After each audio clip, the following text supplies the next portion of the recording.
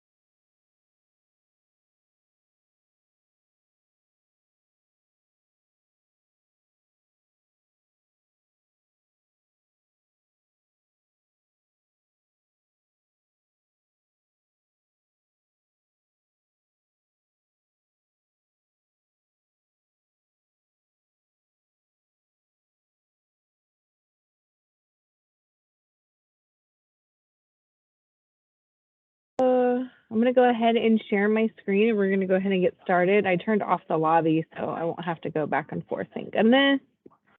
And so we're going to get started. If you have a question during the presentation, please don't hesitate to drop it in the chat and I will check it at the end. I do have 2 giveaways today. I'm giving away White Owl, Barn Owl, and a National Geographic book on honeybees. So 2 great science trade books that I will give away. So I'll take the attendance and we'll do a random name drawing. It'll be super fun. All that good stuff. All right, let's go ahead and get started.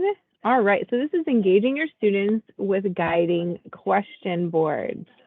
So we are keeping with the Science Department's 2022-2023 priorities. Today we're going to be looking on teachers using phenomenon to drive instruction in the classroom and moving our instruction from 1 dimension to 3 dimensions. This is our balanced science instruction document. As you can see, we have our 3 dimensions of science instruction embedded within our About Science Instruction document. We have our science and engineering practices, and that's what our students are going to do in order to learn those disciplinary core ideas. And then we're going to connect all of that with our cross-cutting concepts that run throughout the disciplines. So just to look at that just a little step further, this is what I'm talking about. So our first dimension are the disciplinary core ideas, and that's the actual topics and concepts that you teach. And then our students are introduced to the science and engineering practices, and this is what scientists and engineers do with science to learn it. So that's asking questions, developing models, planning and carry out investigations, and then you have those cross-cutting concepts.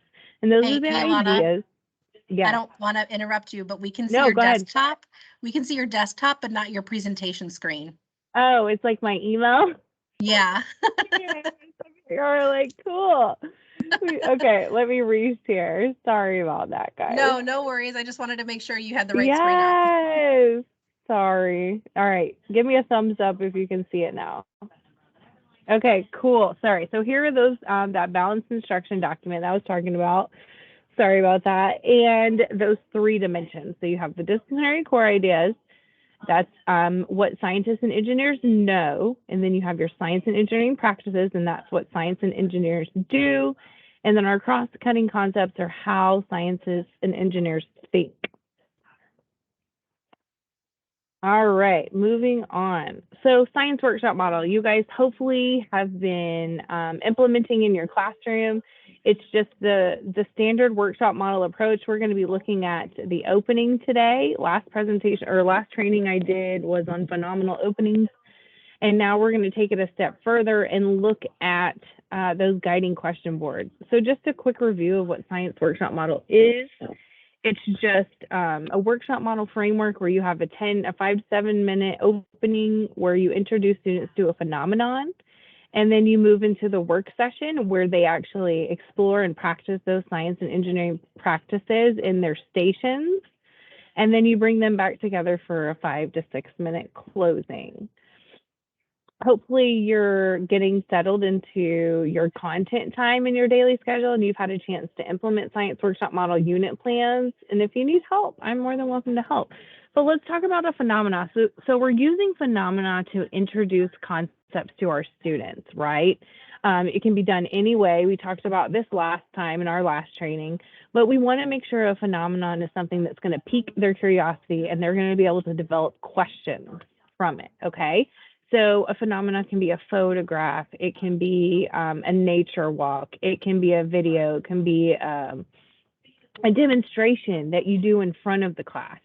But if you look at this graphic, we're going to introduce a new phenomenon at the beginning of our units, and then our students are going to generate questions. The guiding question board is where we display our evidence. It's where those questions lie. It's where we put them. So when we use a phenomenon, we're going to then show the phenomenon to our students, and then we're going to have them develop questions. And that's going to produce the inquiry, the curiosity. That's going to really connect students to all the stations that you're going to be having them do. All right, so let's look at an example. All right, so here's what you're going to do. We're going to watch this Cobb Science Mystery video. This is from the 5th grade Inherited Traits and Learned Behaviors unit. We're going to watch the science mystery, and then I'm going to take you to whiteboard.fi, and we're going to make a digital guiding question board. And then I'm going to go into exactly the purpose behind guiding question boards and give you some examples. So we're doing this together. All right, here we go. So all I want is 1 to 2 questions on our digital board after we watch this Cobb Science Mystery video. Hi students, today we're going to view another Cobb Science Mystery phenomenon. As you watch today, take a close look at what you observe and see what you can notice. After we view, I want you to take a moment to write down any questions you have related to this phenomenon. Take a close look. Remember to use your observation skills in scientific writing when writing down your questions. All right, let's check it out.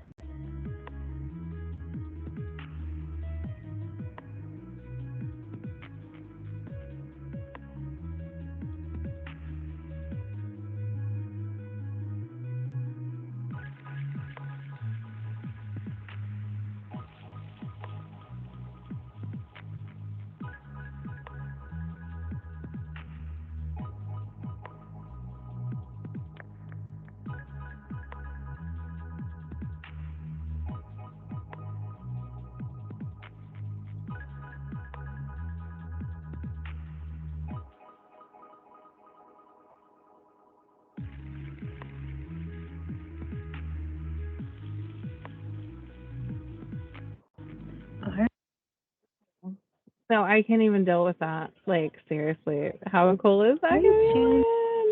Okay, so here's what I want you to do. I want you to go to whiteboard.fi, and here is my code. So if you go to whiteboard.fi, you'll see, it'll say enter room code. Go ahead, A77PU, and, or you can just type this in to your search bar as well. But this is a digital board that you can use with your students to create a digital guiding question board. And just so, because I wanted to model it with you guys, this is how I would do it. But in the classroom, I would definitely do more of a anchor chart or bulletin board, unless, you know, you have students, your 4th and 5th graders that have those laptops that can turn this in and y'all can save it if you make an account.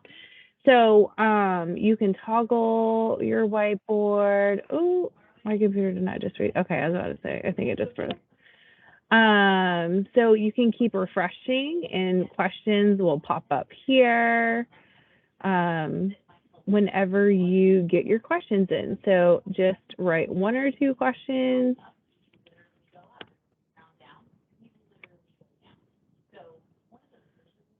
Here we go. Lots of fun. Courtney, I don't know why the questions aren't. There we go. Why does a chameleon change the color of the glasses? Can a chameleon be more than one color at a time? Great questions. So as your students are coming up with their questions for the question board, you can do this several ways.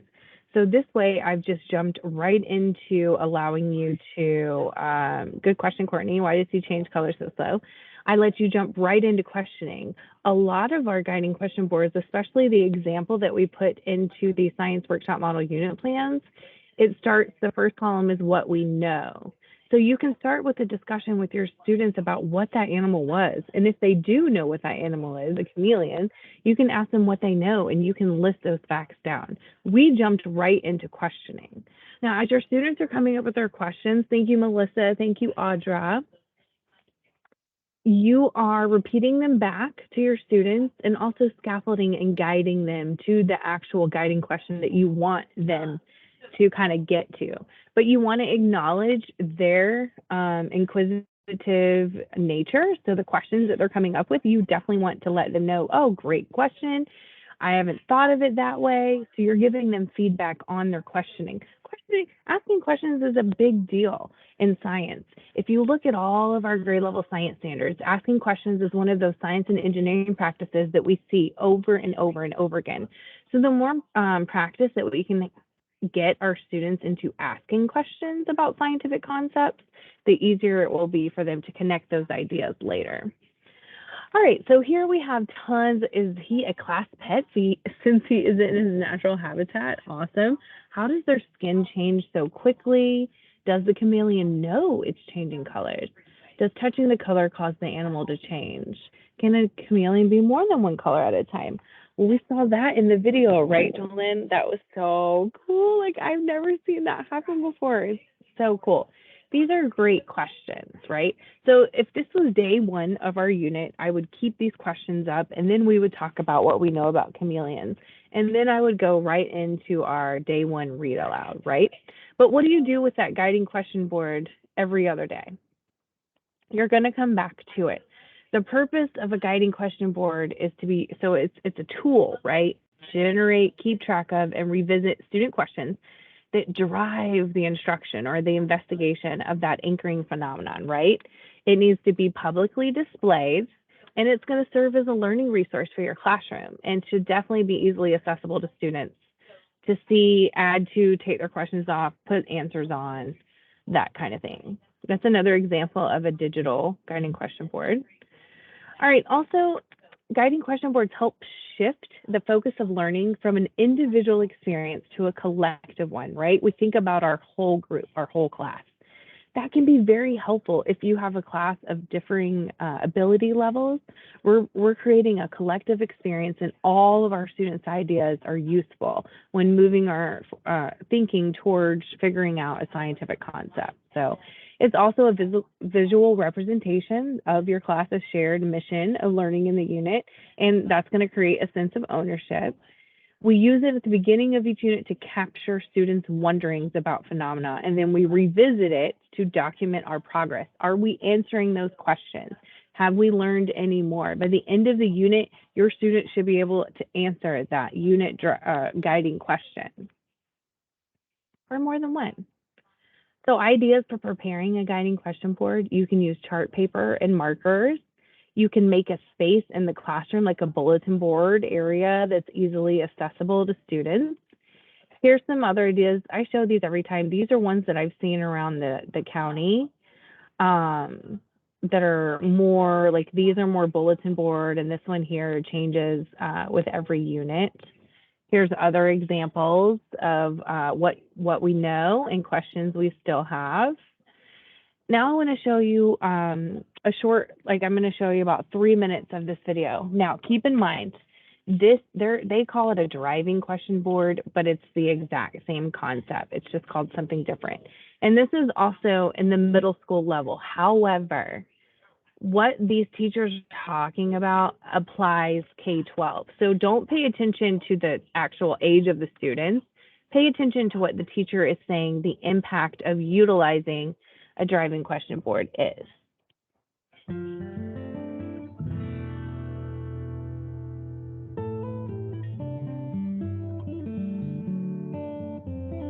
Phenomena is just that simple stop, ask the kids what they think, and get them interested in what you're trying to teach. You know, me being a teacher, I totally understand that. You have so many things on your plate, needing to call home, grading, and taking care of yourself and your own family. Teaching is very difficult. So I think my biggest piece of advice would be to, when you are thinking about trying to teach students about any sort of topic, is there a question that you could ask the students that is interesting, that would get them thinking, and force them to present multiple different ideas and possible answers? The Iowa Science Phenomena can get kids excited about what's going on. They can start asking questions on their own, and then that can help open up to other things that maybe you want to talk about. This can be kind of scary as a teacher because you're not really sure what they're going to bring up, or you're just not as comfortable with the phenomena itself. But allowing students to drive that can actually give the teacher energy about what the students want to learn about, and then the teacher can model learning right alongside the students. As you can see on these two whiteboards, may look like chaos right now, but I think what you're really seeing is a deep, thorough investigation and understanding of a phenomena, which is, why did the African buffalo population decrease from 400,000 all the way down to 10 to 25,000 in a very short period of time? And I just started off with this question up on the board right here. What changed the African buffalo population over time? Driving question board would be, what questions could you ask to help us figure out, is hunting and poaching the main reason why the population decreased? Well, some questions that you'd hope that students would generate would be, how many people live in the Serengeti? What are the laws that they have in the Serengeti about hunting and poaching? And over here, I put their ideas that we investigated up on this board, and we had students share what they found out. Some things we realized are not a reason why the buffalo population changed. Other things we found out are really important reasons why they changed. So, just starting off with that simple question about, why is the African buffalo population decrease? We can then start to explore student ideas, student misconceptions, and come to a deep understanding about population change. The hardest part about using this method is the unknown. The unknown in terms of, what are my students going to ask? And not shooting their ideas down, but accepting them and exploring them. I think is a really difficult part. I found myself having to say, that is a great idea, let's add it to the board. I'm gonna have to look into this a little bit more later, because I don't really know if that is how this works or not. And I think just saying that also helps students realize that I'm a human being too. The process of learning is not just making stuff up and lying to people, but it's about saying, I don't know this, I'm going to figure it out and let you know. Okay, so like I said, I wanted you to see that. I know it's middle school, so the age of the students is a little bit different. However, what those two teachers said and the instructional coach can apply to all grade levels, honestly. Getting your students to ask questions to understand why something happens or why it is the way it is so powerful. So the instructional strategy that a guiding question board provides you is the opportunity to allow your students to get out their ideas, to formulate questions, and actually investigate those questions and come up with the answers themselves, which is huge. That is taking science from one-dimensional teaching to three-dimensional teaching. So here is where your guiding question board example questions and where it falls in your unit plan.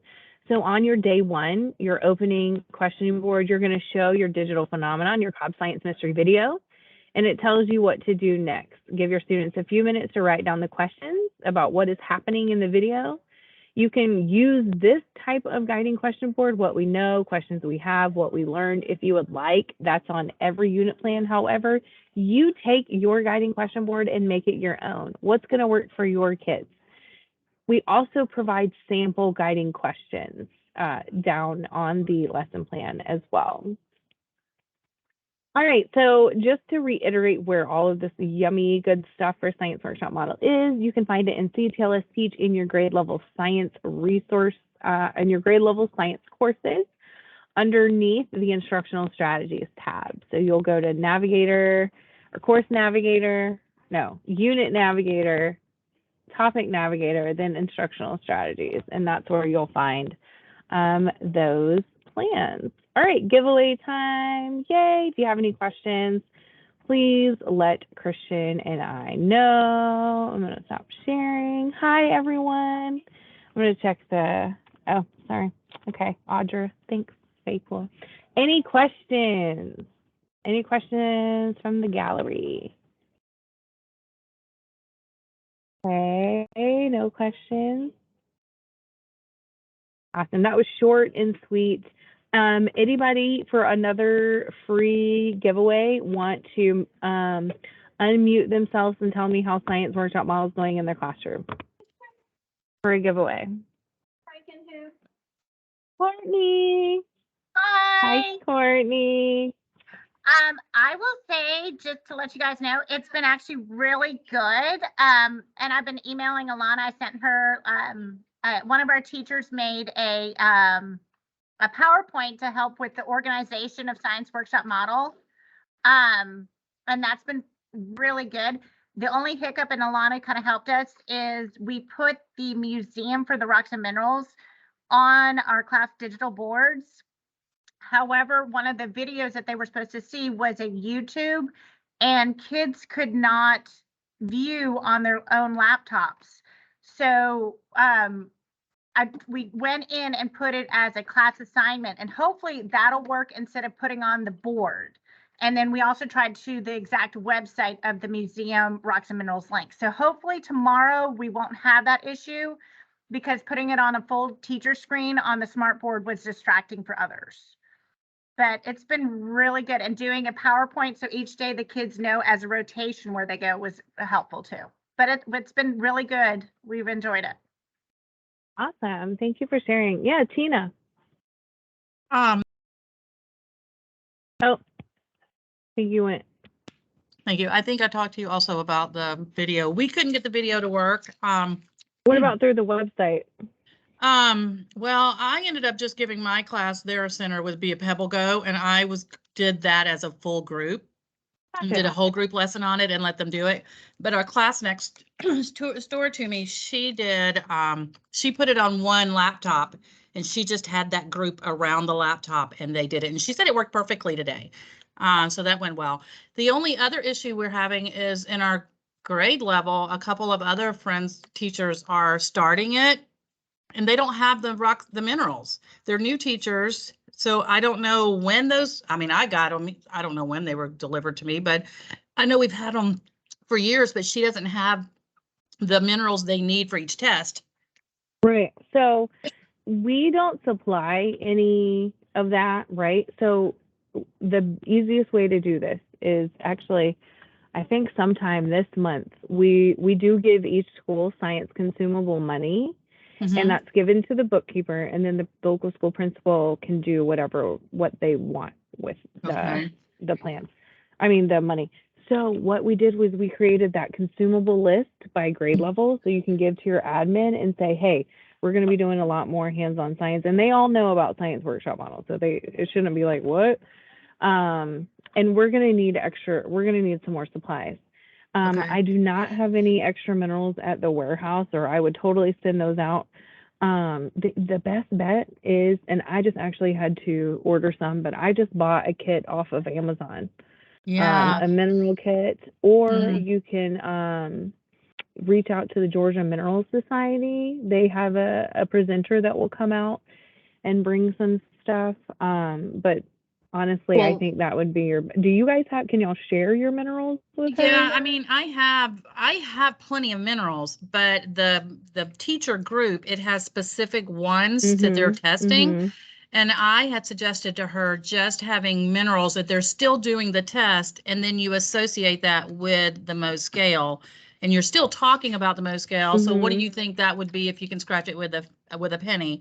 It Right. has to be these numbers. So I did suggest that, but they're going to walk Yeah. around the school and see if they can find from our science lab and see if they can find it. But it Yes, may just be that they Science adapt the STEM labs worksheet. might have some too. Yeah. Okay. Yes, Lori. We can't hear you. For those of you that, if you need the rocks and minerals, you're welcome to email me because I have a source here. So if I have it, I can certainly send it to you. As far as workshop model goes, I'm loving it. The kids are really enjoying it. The time is still the biggest factor, and I've done it so far at the end of the day, and that gets me every time because you Mhm. need a certain amount of time, but then you kind of run out of it at the end of the day, or at least I do. So that's Right. still my biggest factor, I but the think kids are that's really enjoying.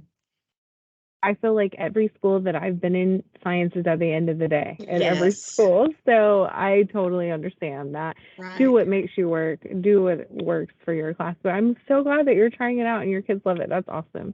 All right, Robin. For the rocks and stuff, I've actually looked up some places and tried to find a couple places that have things and even posters when we do animals on first grade. And I was able to find some places that have the animals of Georgia and stuff. Nice. And was able to see if they would give a couple donations and things.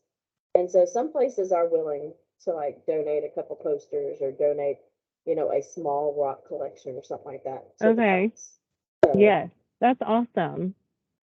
I mean, the worst they can always tell us is no. Oh, absolutely. Absolutely. Thank you for sharing. Robin, what school are you at? Norton Park.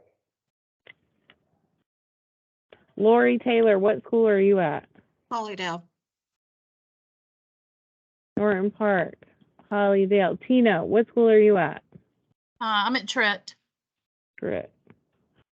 All right, last, Amy B.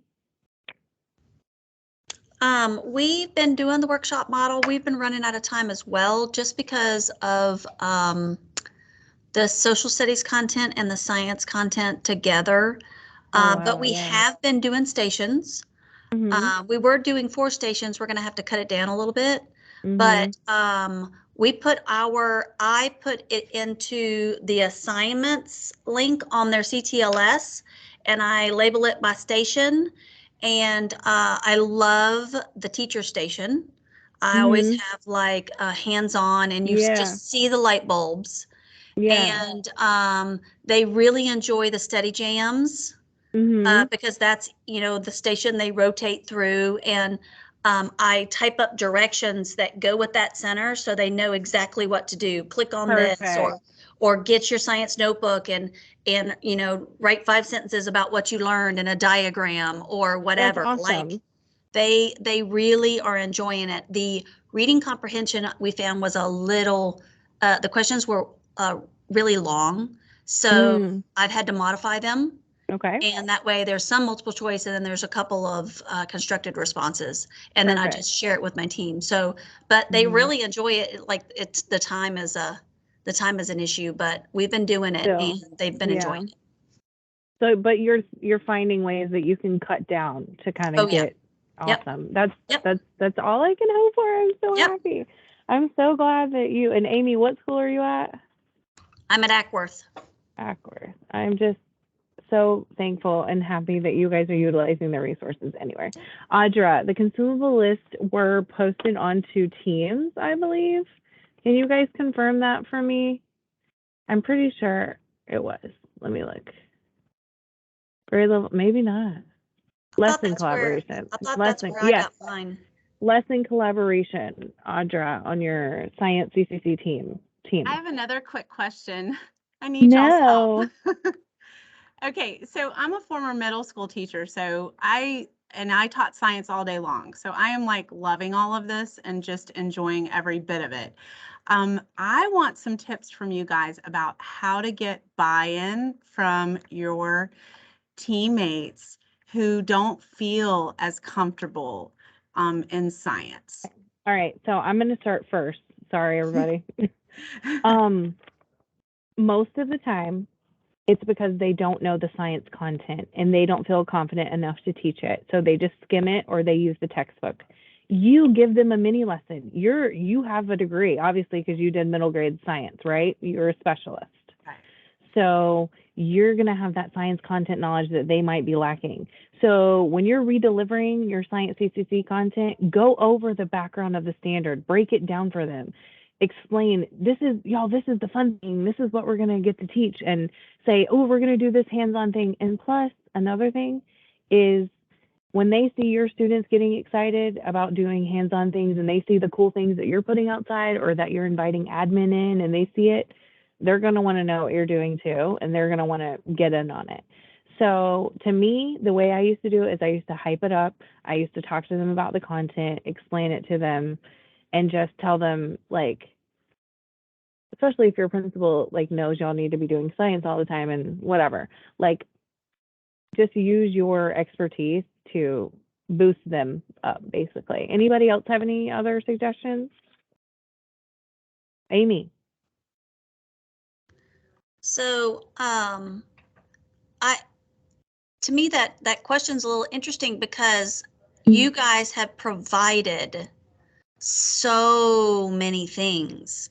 Like once I showed them that it's all there and I attach the plans and I attach the whole unit plan, the 3 weeks of stuff, where they just have to literally click on that PowerPoint or click on those things. They're like, oh my gosh, this is so easy, because really you're playing the video or looking at the PowerPoint and teaching it at the same time. Like, you're not having to go look for anything. You're not having to find anything. Like, I was blown away by all of the great things that were on there that just make it so much easier to teach. So you're really just talking and discussing what's already attached there. So make sure that they know that it's on there and literally lines it up day by day. Yeah, like everything's there. And they may not have had time to look at it, but if you show them how easy it is to find or attach it to the plans, I know we use Plan Book, so everything's right there. It just made it so much easier. They don't even have to ask me any questions because it's all there. So I really appreciate all the hard work that all of you guys did that put it all together, because we're using it and it's easy. Good. I'd love to hear it. I would love to come out. Tips. Yeah. Like, Audra, it's a delicate situation. We've all been on those teams where we have people that don't want to do what they're supposed to do, and they don't value what we value, right? We're all science nerds, at least I am. But yeah, I think just keep keep explaining things to them, keep showing them things, keep doing cool things in your classroom. Yeah, I think one of the most valuable things I heard you say was like, get some stuff out in the hallway. 'Cause Oh, Then yeah. the kids are driving it. They're like, oh, are we gonna do Absolutely. that? So that's what, Absolutely. yeah. And, leave your door open when you're doing workshop model so they can hear all the fun that's going on. Right. Thanks again. Oh, you're welcome. All right, guys. I don't want to take up any more of your time this afternoon. Thank you to everyone that shared. One thing, don't forget we have CCC meetings next week on, I believe it's Monday and Tuesday. K2 is on Monday. Let me see. Yes. September 19th. Yes. K2 is on Monday and 3-5 is on Tuesday. And those begin at 2:45. And I think I sent out the invites last week or something like that. So just double check. We're going to be going over our science department updates, anything that we need to share about that. And then we'll definitely talk about science workshop model a little bit, some aspect of it as well. So we look forward to seeing you there. We'll have some more giveaways during that. If anybody that's on this call or this meeting, I would love to come out and observe Science Workshop Model anytime that you would like to have Christian and myself. It might not even be us. It might just be one or the other, not both. But I would love to come out and see it and get some evidence to show other teachers about the wonderful implementation that's happening. So please just reach out to me with some times and dates after you check with your admin to see if we can come, and we'll come out and support you any way we can. Let us know if you need anything. Y'all have a wonderful afternoon. It's countdown to fall break, y'all. Yeah. All right, y'all have a good afternoon.